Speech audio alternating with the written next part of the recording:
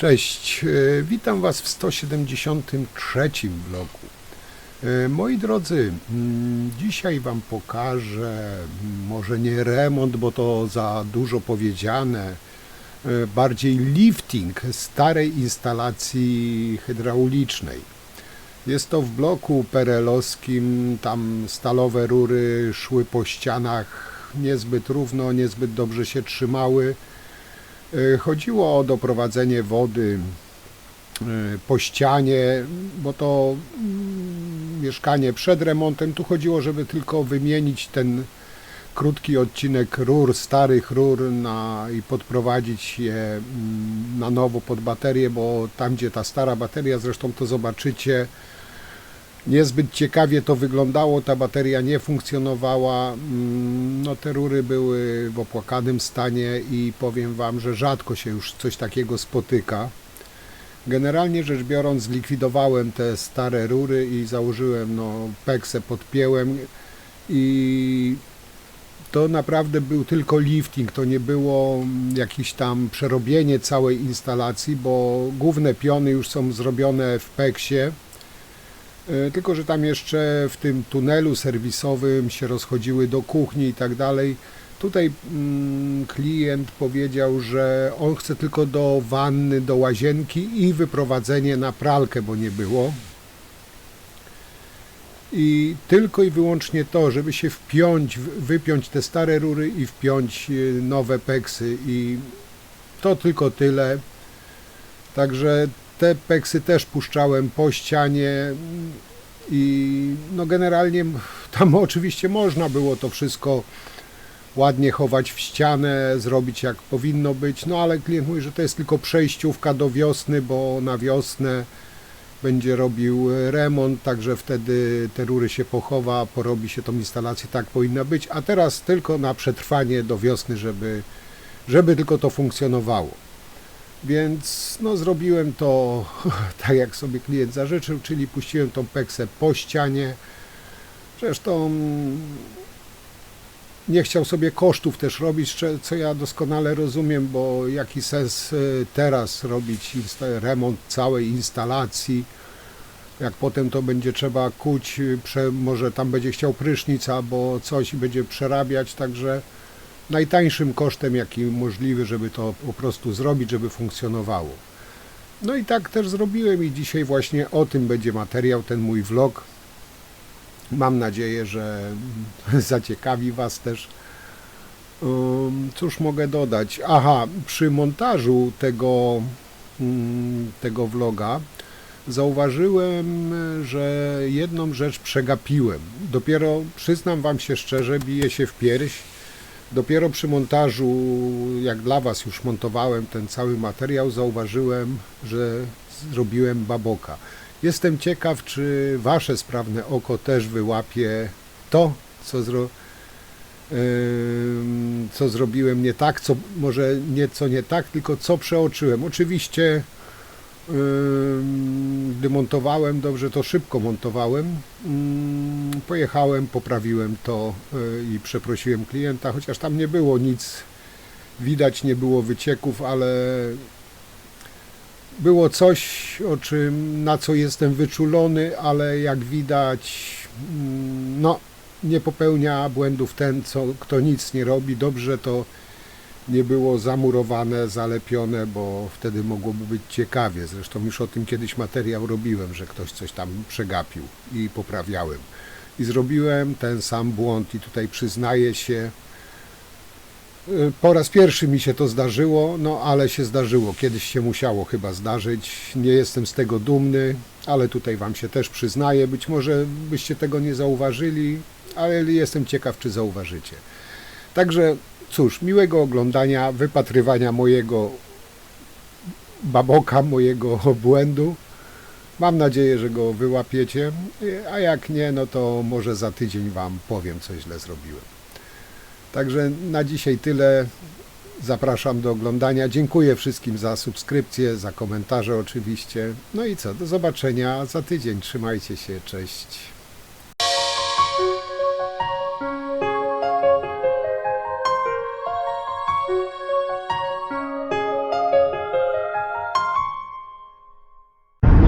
Hej, cześć. Moi drodzy, dzisiaj jedziemy na lifting instalacji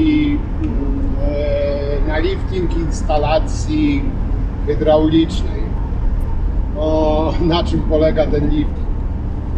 Tam klientka dostała mieszkanie takie postkomunistyczne w bloku takim postsocjalistycznym, gdzie pewnie starsi moi widzowie kojarzą, jak były rury kładzione po ścianie i po skosach. No, cuda nie widzę. Ja tam byłem, oglądałem. To jest ciężko opisać, no bo musicie to sami zobaczyć. I tutaj ten lifting ma polegać na tym, bo tutaj rur nie będę chował w ścianę, bo ta łazienka jest przed remontem. Tu chodzi, żeby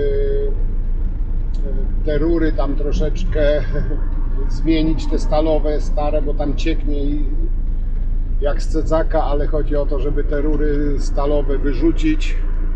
Ja tam wstawię peksę i też mówiła, żeby po ścianie to puścić, ale jakoś estetyczniej trochę, żeby to troszeczkę ładniej wyglądało. Czyli likwidacja tych starych rur, które zobaczycie, jak były położone, jak ta bateria była. No oczywiście nową baterię zamontować, bo tamta nie działa. No i odprowadzenie zrobić na pralkę automatyczną, znaczy na zasilanie wody na pralkę automatyczną, czyli to wszystko będziemy puszczać po ścianie, tylko że w peksie. Bo pani mówi, że jak będzie robić remont, wtedy będzie rury chować, być może będzie robiła prysznic, ale na razie, żeby używać, to nie kuć ścian, tylko po ścianie te rurki puścić, ale no tak jakoś z sensem. Także tak to mniej więcej z grubsza wygląda. No co do tych rur, które tam są, no to jest ciężko nawet powiem wam opisać. To trzeba naprawdę zobaczyć, żeby uwierzyć, a to co się zobaczy, tego się już nie odzobaczy. No mam nadzieję, że będę mógł tam nagrać i wam pokazać, bo naprawdę to jest, no chyba można śmiało nazwać perełka architektury komunistycznej, jeśli chodzi o hydraulikę. Coraz rzadziej się takie perełki spotyka, aż szkoda to niszczyć, że tak powiem. Nie, no żartuję. To wygląda tam co teraz jest, to wygląda naprawdę tragicznie. Także co, jedziemy i będziemy działać, zrobimy lifting tej instalacji. A jak to wyjdzie, jak to wygląda, zobaczycie na miejscu. Także do zobaczenia już przy pracy. No i tutaj, moi drodzy, mamy główną atrakcję, czyli ten kran, te rury, co musimy zlikwidować. Jak widzicie, no niezbyt atrakcyjnie to wygląda. No, tutaj się muszę rozpakować, tam takie najpotrzebniejsze rzeczy wziąłem, czyli mój nieśmiertelny szwed, poziomiczka, kątówka tutaj akurat nie była potrzebna. Także wziąłem no parę rzeczy, które no tutaj były do pracy potrzebne. Wszystkich narzędzi nie brałem, bo to było 4. piętro, no torba ciężka, no ale zazwyczaj staram się brać tylko to, co niezbędne.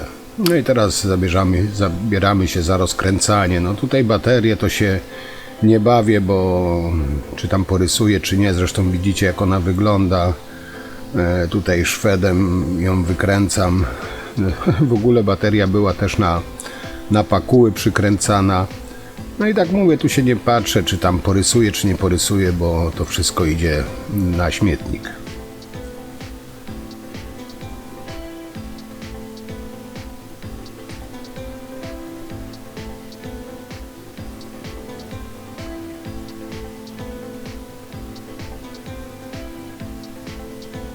i rurka opadła, bo tak jak mówiłem, w środku już tam peksa była.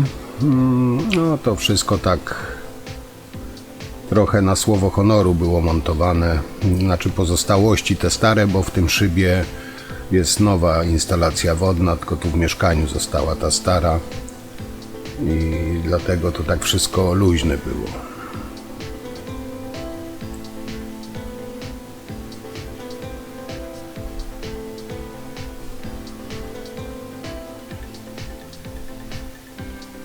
No i baterię mamy wykręconą. Teraz pora na demontaż tych rurek. Tutaj, jak widzicie, już wychodzi z tego szybu technicznego peksa. To postanowiłem tutaj obciąć. Wykorzystam tą peksę, to jest bodajże z tego co pamiętam na zimną wodę chyba to było, tak.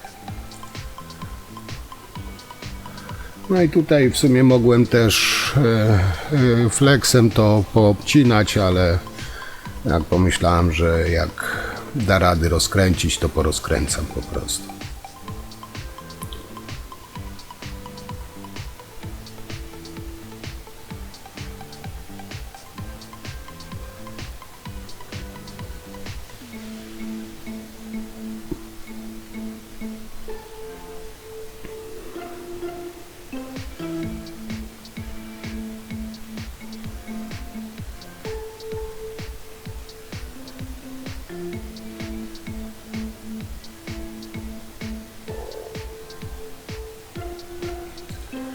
No i jeden element, teraz tą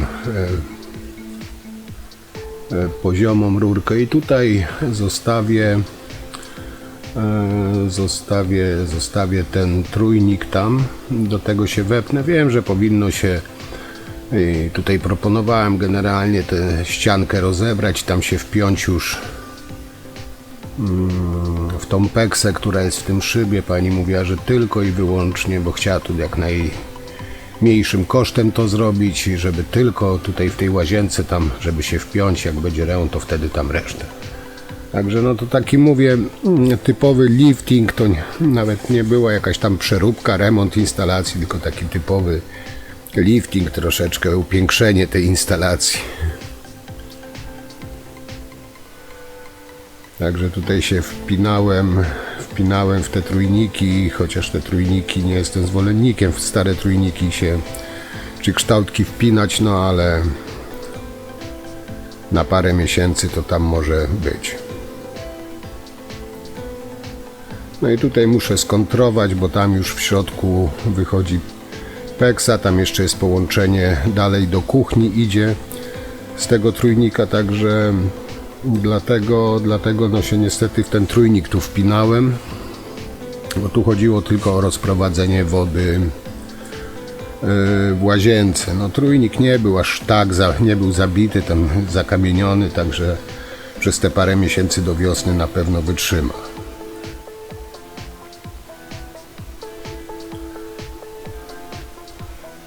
Chociaż tak jak mówiłem, no nie jestem zwolennikiem takiego, bo to takie trochę lepienie, pudrowanie trupa, no ale jak lifting to lifting. No i tutaj jak widzicie morsem blokuję, żeby tam nie ułamać gdzieś i szwedem wykręcam tą główną rurę, bo no tutaj dość ciężko szło. Także no trzeba było skontrować, żeby gdzieś tam nie załamać, nie wyrwać tej rury w tym szybie. No, chociaż tutaj tak mówię, te płyty odkręcić i można było się do środka dostać i wtedy tam w środku się wpiąć ze wszystkim. No ale tak jak mówiłem, tutaj no nie chciałem też na siłę, że tak powiem, uszczęśliwiać. No i tutaj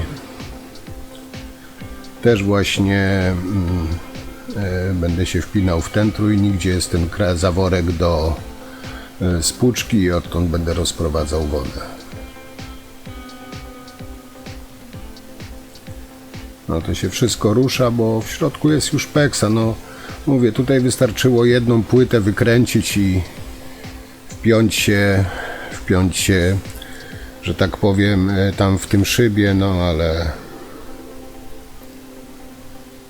klient się uparł, że tylko tu po wierzchu i koniec. No i tak, po wierzchu to po wierzchu, no.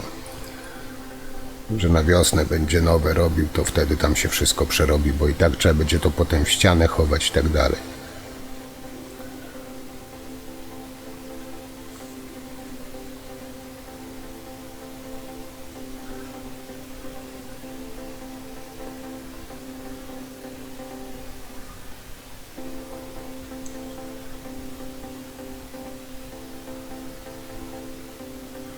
No i to w sumie te rury, które miałem zdemontować, zdemontowałem.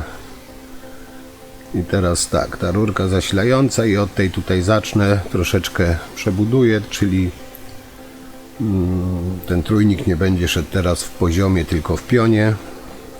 Zresztą zaraz zobaczycie, jak to rozwiążę, bo to jest na zimną wodę, także tutaj jeszcze będę musiał zrobić odprowadzenie na zawór, na pralkę.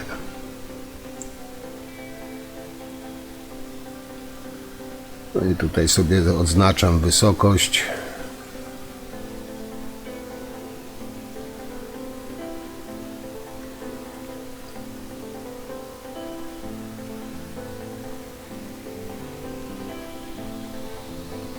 Nadmiar rurki obcinam, tam potem gdzieś do jakichś krótkich połączeń ją oczywiście wykorzystam.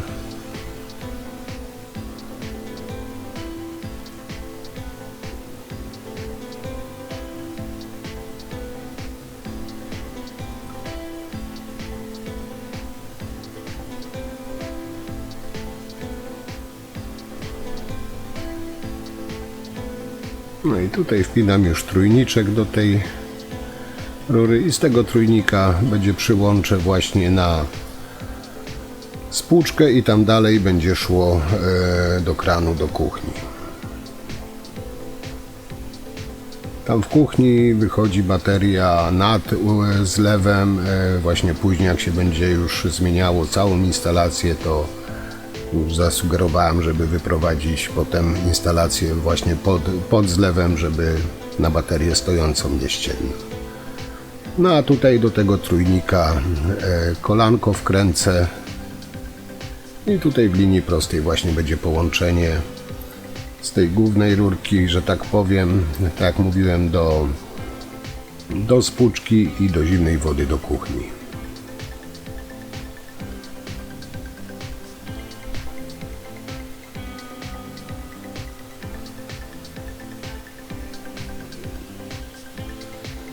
I sobie znowu skontrolowałem, żeby gdzieś tam nie ukręcić, jak dokręcam. Także powiem Wam, że ten mors jest bardzo potrzebny, no, przy takich pracach, żeby gdzieś zablokować, skontrować, to jest idealny.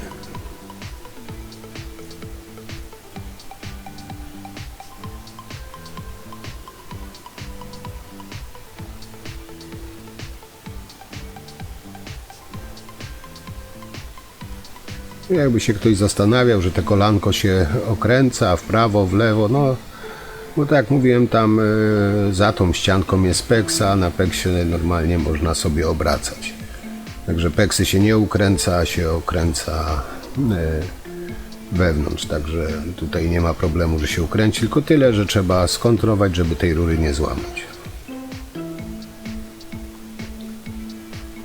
No i tu mamy kolano przykręcone, teraz możemy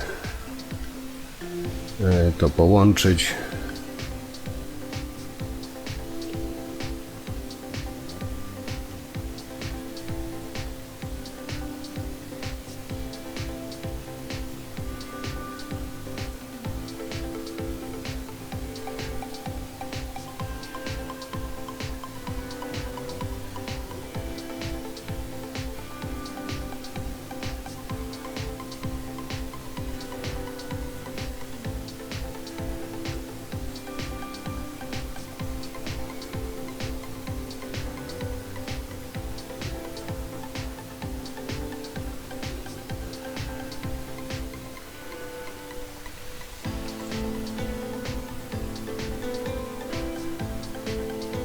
No i tu jak widzicie ten kawałek rurki, który wcześniej obciąłem, Tutaj wykorzystam do właśnie połączenia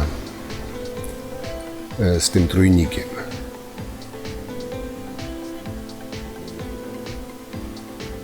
Na peksie zawsze trzeba zwrócić uwagę, jest to okienko wycięte tam właśnie, żeby się pojawiła pepeksa, żeby tam na biało było. Wtedy jest pewne, że do końca doszło i jest odpowiednio zaciśnięte, że wszystkie uszczelki są właśnie w rurce.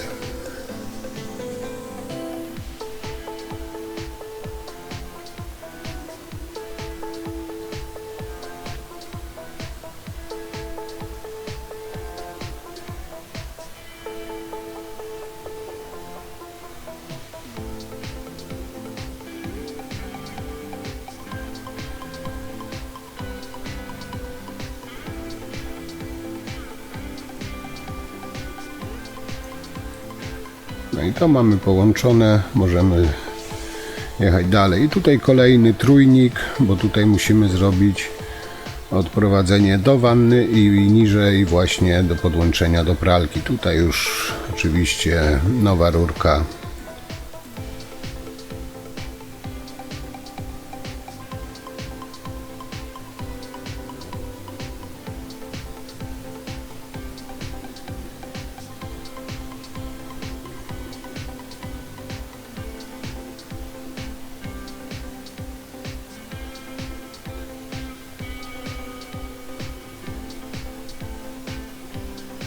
No i teraz przymierzam trójnik, tak żeby równo tutaj mniej więcej z wanną, z rantem wanny rura szła.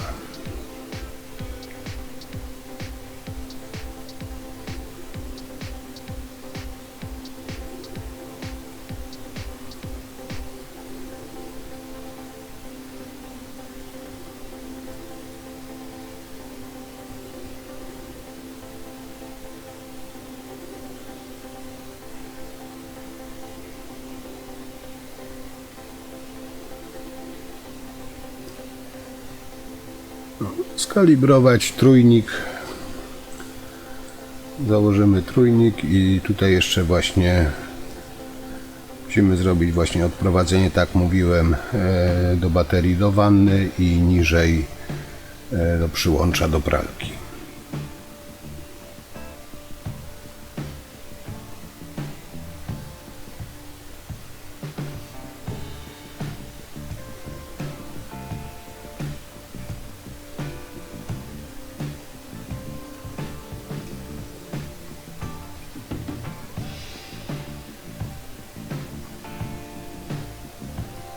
No i tutaj właśnie już kolano z uchwytem. To jest właśnie te do przyłącza do pralki. Tutaj na dolnej części trójnika zakładam, potem to oczywiście przytwierdzę do ścianki.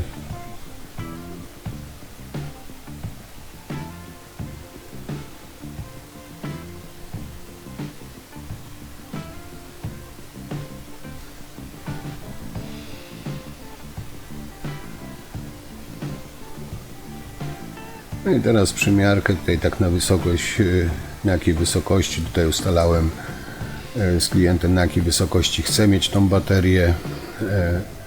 Tutaj tak przymierzyłem na sucho, żeby wiedzieć, gdzie ten uchwyt pod baterię zamontować. I teraz rurkę doprowadzającą, to jest zimnej wody, właśnie już do baterii wannowej.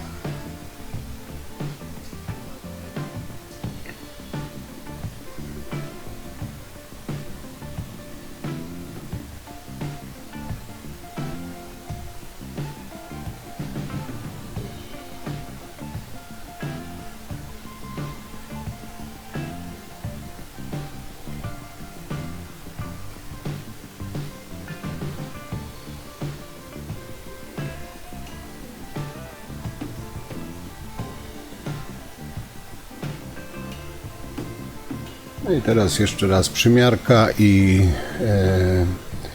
docięcie już na odpowiednią długość rurki. Tu właśnie kolankiem mogłem też w sumie łuk zrobić, zakręcić bez kolanka, no ale tutaj mało miejsca było, no nie chciałem za bardzo naginać tej rury, także postanowiłem dać kolanko.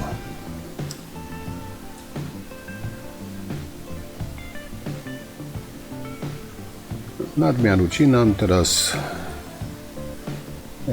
tutaj założę właśnie kolanko, potem połączę to właśnie z tym wieszakiem pod baterię.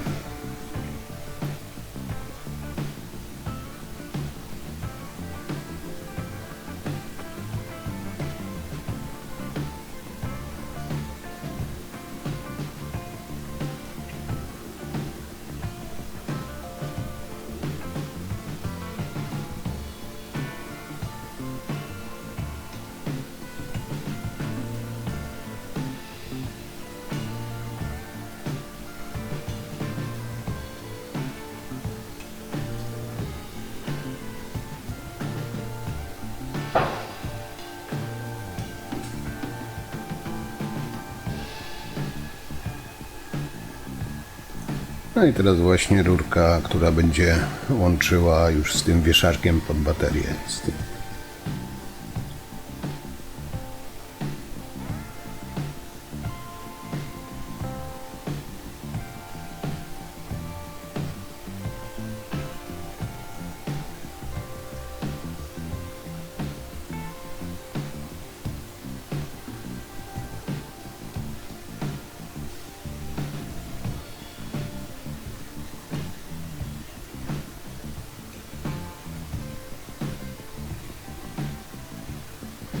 No i w sumie mamy na dobrą sprawę zimną wodę połączoną. Jeszcze właśnie tylko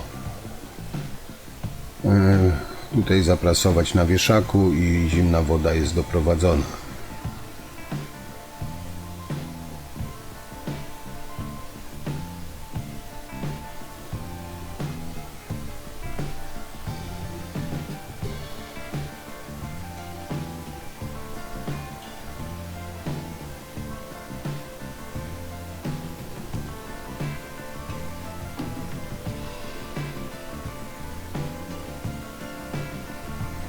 Zawsze trzeba pamiętać, żeby skalibrować, bo te nożyce często gdzieś tam lekko przyginają tą rurkę, potem może tam w środku te o-ringi i te uszczelki zerwać. Także zawsze, za każdym razem trzeba przed założeniem kształtki kalibrować.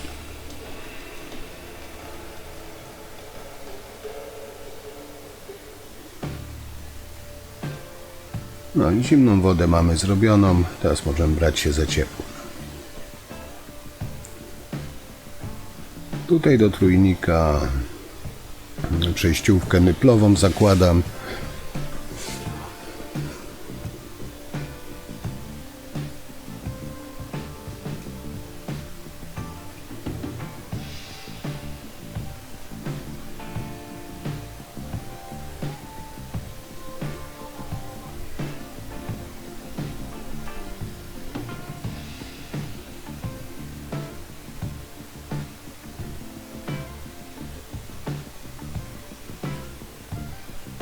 No i tutaj już na sztywno wkręcam do tego trójnika, potem już tylko tutaj peksą resztę wyprowadzę.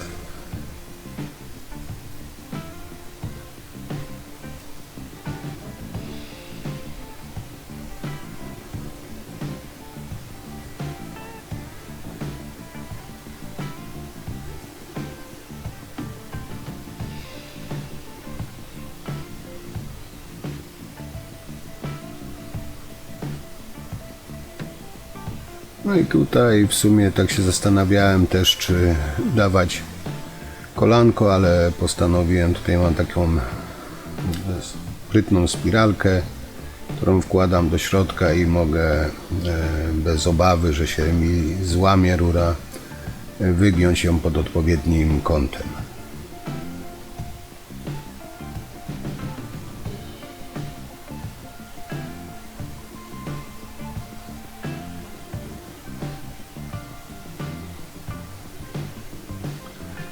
Jak już osiągnę taki kształt, jaki chciałem, tą spiralę wyciągam i tutaj takim właśnie łukiem postanowiłem to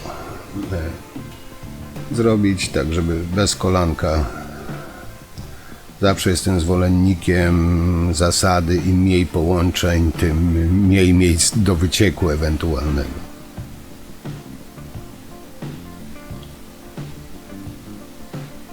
No i tu możemy zaprasować I w sumie tutaj bezpośrednio już ta rura pójdzie do...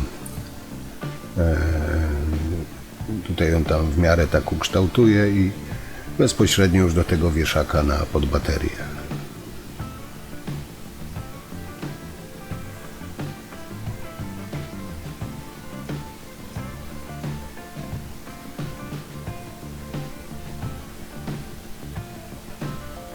I sobie obcinam z lekkim zapasem, żeby potem to ułożyć, przypasować i potem już dociąć do odpowiedniej długości.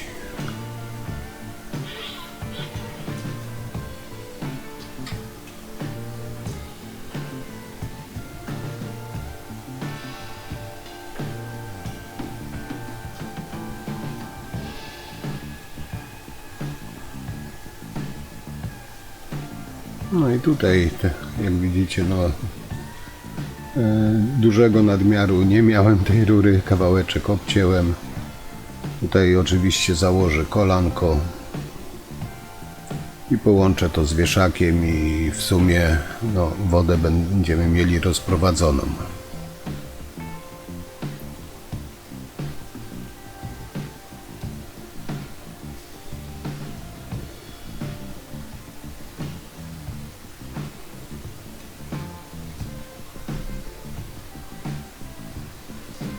Jeszcze została ta pionowa rurka tylko i będzie wszystko, tylko tutaj trzeba ustawić, przymierzyć jaką tam długość tej rurki.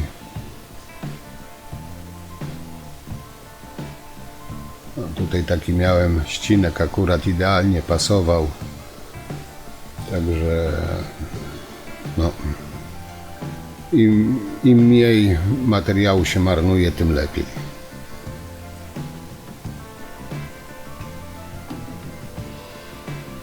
Tu skalibrowałem, teraz spinam, jeszcze zaprasować i w sumie możemy tą całą instalację mocować do ściany.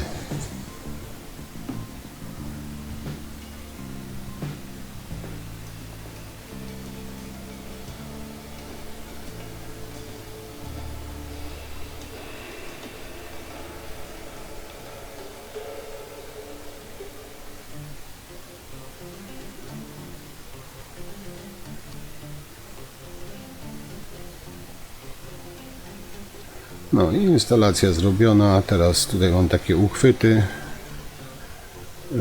Se przymierzam. Tutaj złapiemy uchwytami te rurki, żeby tam gdzieś nie latały po tych ścianach.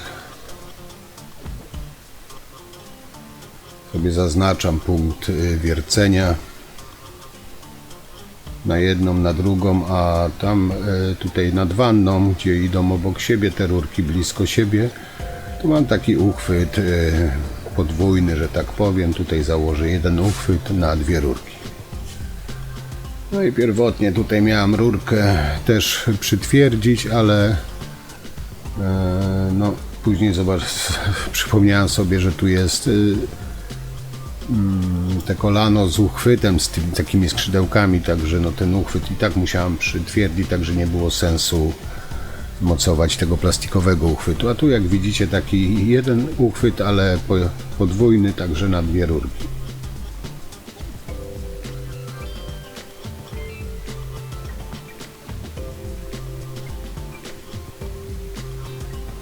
No i tutaj w sumie bez udaru, delikatnie tylko szósteczką nawierciłem otwory.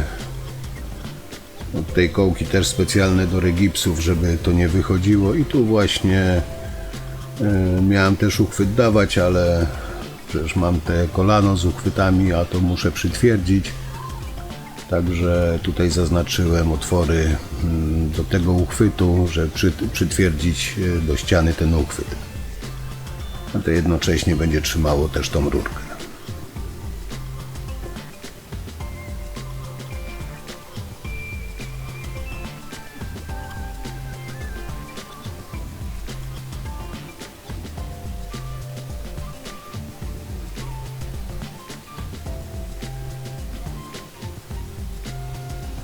No i jeszcze tutaj jeden otwór na ten podwójny uchwyt.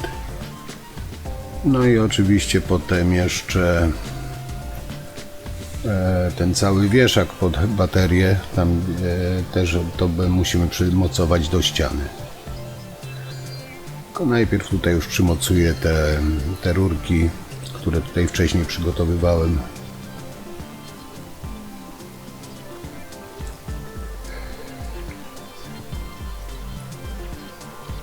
No i te kołeczki, które tu widzicie, no je już bardzo długo stosuję. Są uniwersalne, pasują idealnie i do regipsów, i do zwykłych ścian, czy do pustaków. Bo skręcając je, one się robią coś na wzór takiej parasolki w regipsie. Także w regipsie, jak jest puste, czy tam pusta ściana w środku, to on się tak roztapirza, że no, blokuje. Także pewnie i stabilnie wszystko się trzyma, nawet właśnie w regipsach czy w ścianach. Powiem wam, że no, te kołki już są sprawdzone na różnych ścianach, różne rzeczy na nich wieszałem i no, nie mam z nimi generalnie problemów.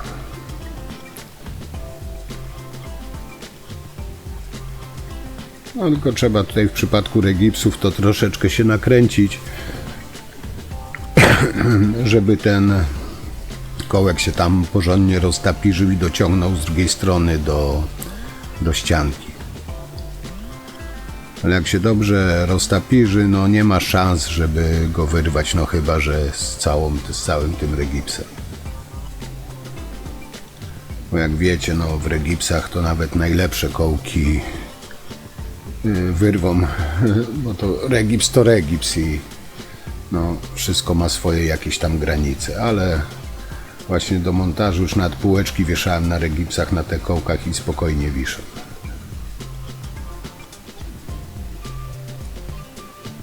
No i tutaj jeszcze właśnie ten uchwyt też przykręcam na 3.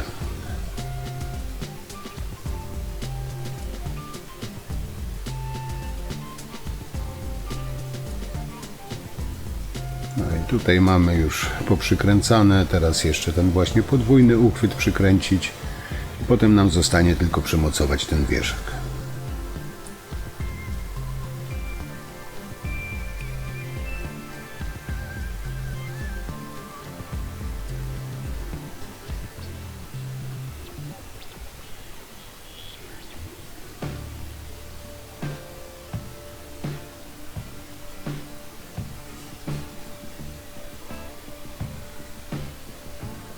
I tutaj, gdzie właśnie przykręcam, już jest normalna ściana. No i te kołki też fajnie w ścianie trzymają, no chyba że jest naprawdę jakaś pusta ściana, sam jakiś miękki tynk, no to żaden kołek nie utrzyma, ale tak w normalnej ścianie też bardzo fajnie trzyma.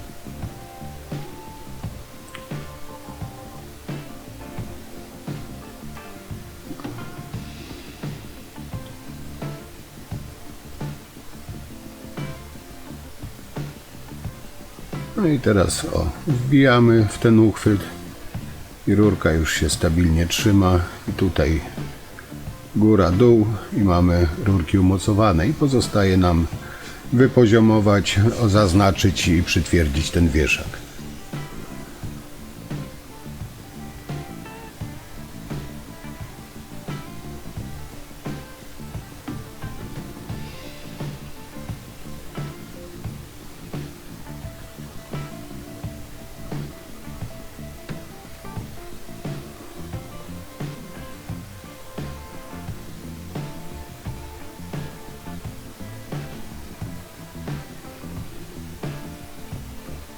Jak widzicie, to wszystko odchodzi, no ale jak się przykręci wieszak, to przytrzyma bardziej, także no nie ma tego złego.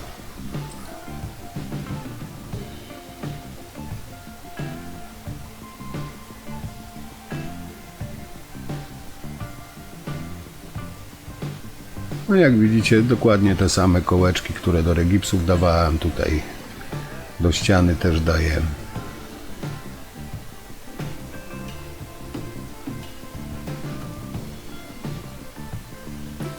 Tak, wiem, znowu młotka nie wziąłem. No ale To u mnie już jest norma, standard, także nie powinno zaskakiwać. No i teraz przykręcamy ten cały wieszak do ściany i potem weźmiemy się też za baterię, żeby zamontować. Te wieszaki są o tyle fajne, że tu już jest rozstaw właśnie dopasowany idealnie do baterii ściennej.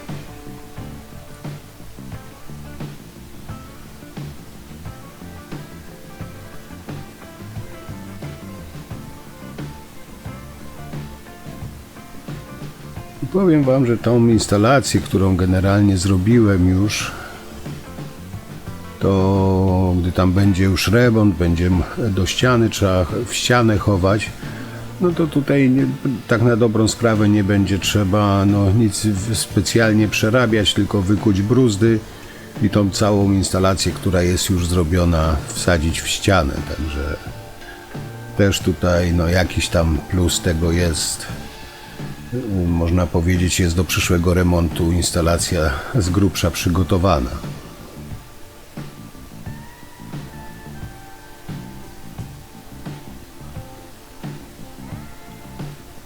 No i tutaj też oczywiście dociągnąć solidnie, żeby to się stabilnie trzymało. W końcu ta bateria będzie używana dość często.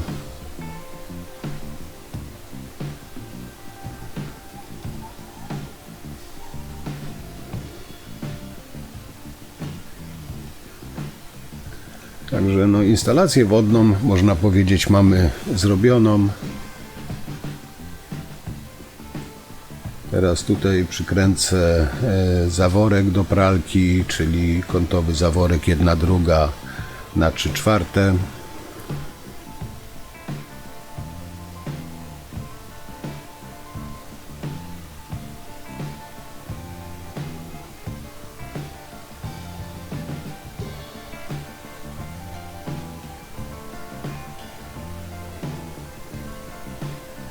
No i teraz bierzemy się za baterię wannową. No, oczywiście tutaj trzeba zacząć od krzywek.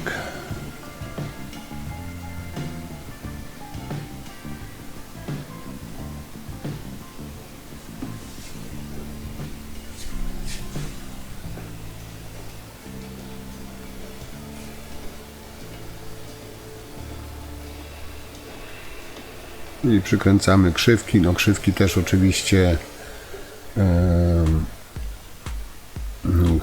też oczywiście trzeba ustawić pod rozstaw baterii, i wypoziomować, żeby mimo że jest równo uchwyt, to na krzywkach można przekosić, także tutaj też trzeba zwrócić uwagę na to, żeby właśnie krzywki były też w poziomie. Najlepiej potem właśnie przyłożyć baterię, jak rozstaw pasuje, to na krzywkach skorygować tak, żeby zachować ten poziom. Na sucho przystawiam. Przystawiam poziomiczkę, sprawdzam poziom. Jeśli jest, to zakładam rozetki i mogę przykręcać tą baterię.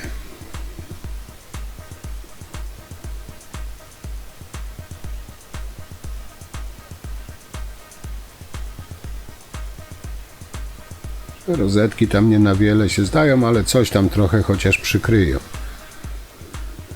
One tam nabierają sensu, jak są do ściany samej przykręcone. Jak krzywka wychodzi ze ściany, a nie na ścianie, ale zawsze coś tam odrobinę przysłoni. No i teraz tam oczywiście uszczelki i możemy już na sztywno założyć baterię.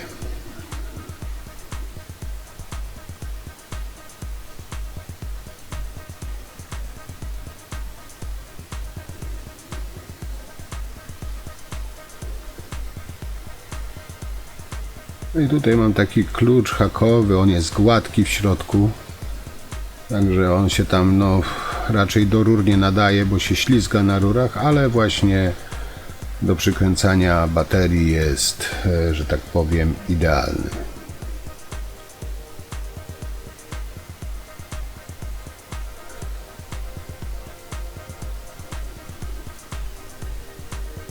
I teraz tak, uchwyt na słuchawkę.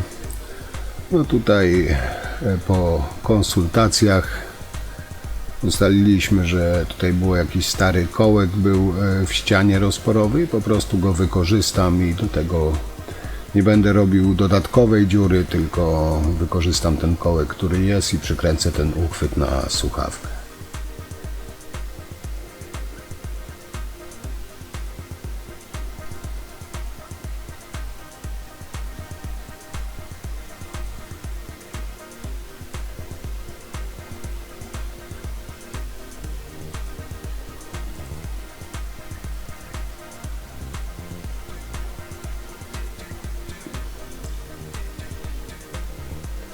No i uchwyt mamy zamontowany, teraz możemy uzbroić baterię, że tak się wyrażę.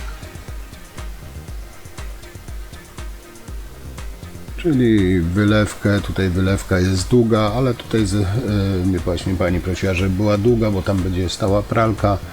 Umywalki tutaj nie ma, tak żeby można było sobie swobodnie ręce umyć, czy tam opłukać się bez kąpieli, to żeby była długa wylewka, żeby łatwy był dostęp do umycia się.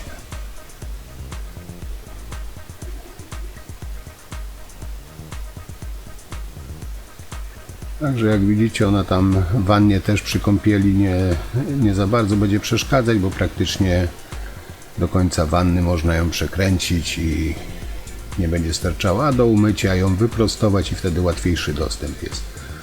No i oczywiście wąż i słuchawka i bateria jest uzbrojona. Pozostanie jeszcze to wszystko sprawdzić.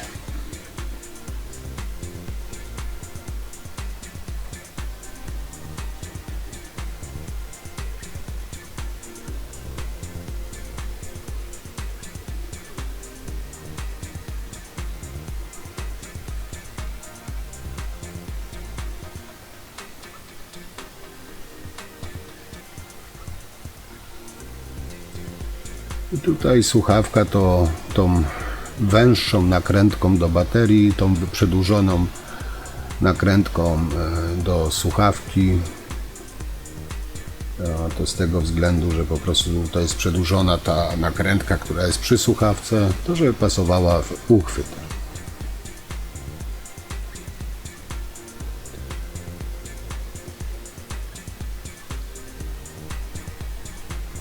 No i jak widzicie, bateria jest zamontowana, uzbrojona. Teraz puścimy wodę i sprawdzimy, co to z tego wszystkiego wyszło. Czy gdzieś ponadplanowo nie cieknie, nie leci, tylko tam, gdzie powinno.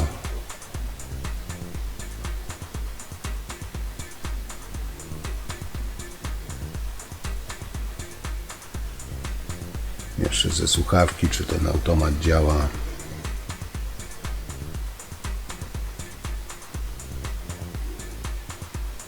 Także tu jest ok, wycieków nie ma. Tylko wodę tam spuszczę przy tym zaworze do pralki, czy ten zaworek trzyma, zamyka. I w sumie wszystko i cała robota. No, taki, jak powiedziałem, lifting instalacji, bo to nie był remont. No i tak zrobiliśmy. Jak widzieliście, to był taki typowy lifting. No, te rury generalnie powinny być pochowane po ścianie, w ścianie. No ale tutaj, tak jak widzieliście, ta łazienka jest przed remontem i pani tam mówiła, że nie chce jakiegoś kucia, tylko żeby te rury, które widzieliście, te stalowe, zlikwidować, położyć te właśnie nowe. Tam postanowiłem nie tak górą, tylko przy wannie je puścić. No, zawsze odrobineczkę jakoś tam mniej widoczne. No dodatkowo, bo tam nie było przyłącza na pralkę, to tam dodatkowo jeszcze, bo pani tam będzie pralkę kupować, to jeszcze dodatkowo przyłącze na pralkę zrobiłem. Tam później jeszcze będę musiał kibelek troszeczkę przestawić. Kibelek przestawić i tą rurę, która odpływowa od wanny idzie, ją bardziej do ściany przytulić, bo tam jak mierzyłem, pani chce tam pralkę od góry ładowaną 40 kupić, ona się tam po prostu nie zmieści. Czyli tam jeszcze z kanalizacją, z kibelkiem trzeba będzie trochę powalczyć. Ale to przy następnym razie, tam pani mi da znać. No a wracając do tej instalacji, tego liftingu, bo to taki lifting bardziej, nie instalacja wodna, bo tak jak mówiłem, to powinno wszystko być w ścianie pochowane, bo tam jeszcze przechodzi, tam jak widzieliście zostawiłem kształtki z ocynku, trójnik czy coś, bo tam jeszcze gdzieś do kuchni wchodzi to. No i generalnie to powinno się rozebrać, bo piony już tam wymienione są na peksy, na plastikowe. Tylko oni tam połączyli do starej instalacji to wszystko. Powiem wam, że no jest do zrobienia tak, żeby tam na przyszłość, bo tam jak widzieliście te zabudowy z karton gipsu, znaczy ten szyb cały techniczny. Tam wystarczy odkręcić i to wszystko ładnie w ścianach puścić, pochować. No i tam tak właśnie pani tłumaczyłem, że to można wszystko w tym szybie technicznym schować, tam do kuchni wyciągnąć, bo tam w kuchni też ma jeszcze baterię na ścianie, można już opuścić tak, żeby była wychodziło pod zlewem. Także te rurki, no nie jest tam jakiś problem wielki pochować te rurki i zrobić to tak, jak powinno być. No ale tak jak wam mówiłem, że pani tutaj chciała tylko taką kosmetykę na razie. Mówi, że jak będzie remont robić, to wtedy tam mnie zawoła i te rury poprzerabiam, już pochowam, bo już tak jak powinno być.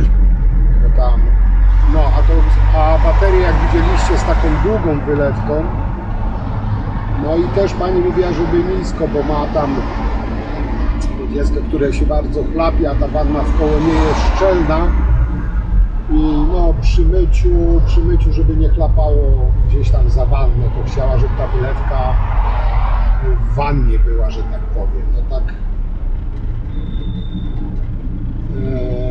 tak nietypowo trochę, no i długą z tego względu, że będzie tam pralka stała wzdłuż właśnie kibelka wanny i żeby miała dostęp, żeby tam sobie ręce umyć czy coś, bo tam umywalki na razie nie będzie miała, tak żeby łatwiej było tam ręce umyć, bo tak by musiała się przez pralkę gdzieś tam sięgać, a z boku wanny nie chciała tej baterii.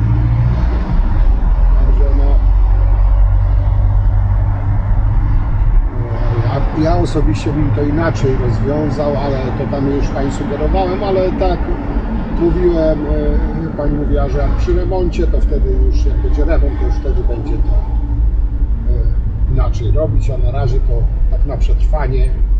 No, w każdym razie wydaje mi się, że odrobinę lepiej wygląda niż z tymi rurami co było, bo te rury co tam były, jak widzieliście, to tragedii, no, perełka architektury socjalistycznej. No, także tyle. Dzięki za oglądanie i co? Do zobaczenia przy następnych robotach jak zawsze. Cześć!